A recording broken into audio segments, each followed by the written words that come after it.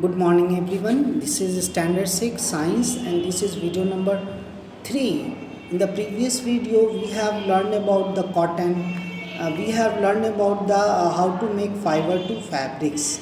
Okay, and in this video we are going to read about the jute. Okay, first of all, what is jute? Jute is a long, soft, shiny plant fibers obtained from the stem of the jute plant. In Hindi we call it patsan or part. Okay, PAAT part. It is also called golden fibers.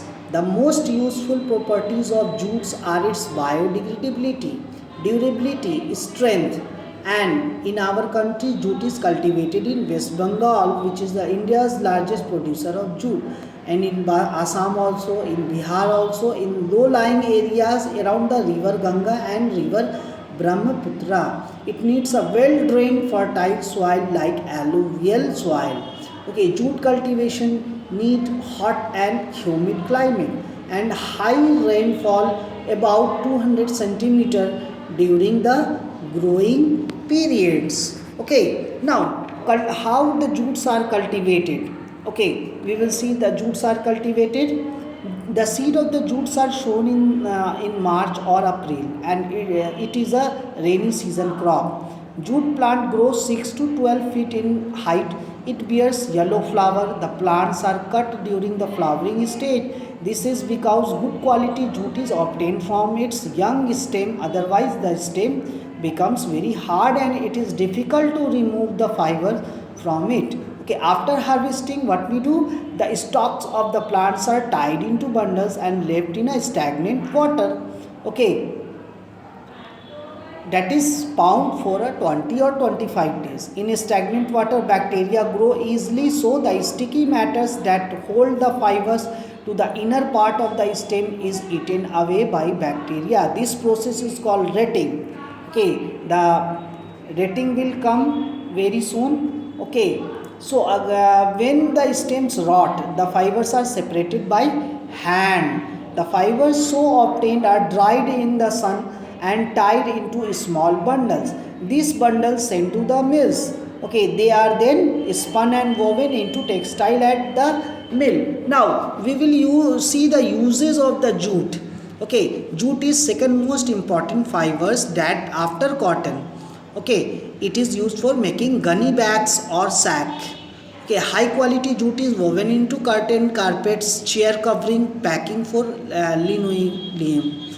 Shopping bags, tables, mats, jutes, bead and jewelry are also made up of jute. Jute bags are also extensively used in packing cereals like wheat, jowar and maize. Okay, these all are the jutes. Now, we are talking about the wool. Okay, wool is obtained from the fleece of the sheep. Removing the fleece from the sheep is called shearing. Okay, removing the fleece of the sheep is called rearing. Shearing.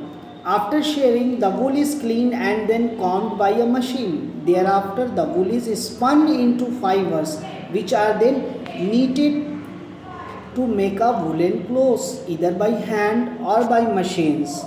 Okay, different varieties of ships are there where they are found. Jammu Kashmir, Himachal Pradesh, Uttaranchal, Sikkim, Arunachal Pradesh, Haryana, Punjab, Rajasthan and Gujarat. Now we are moving to the most important, that is silk.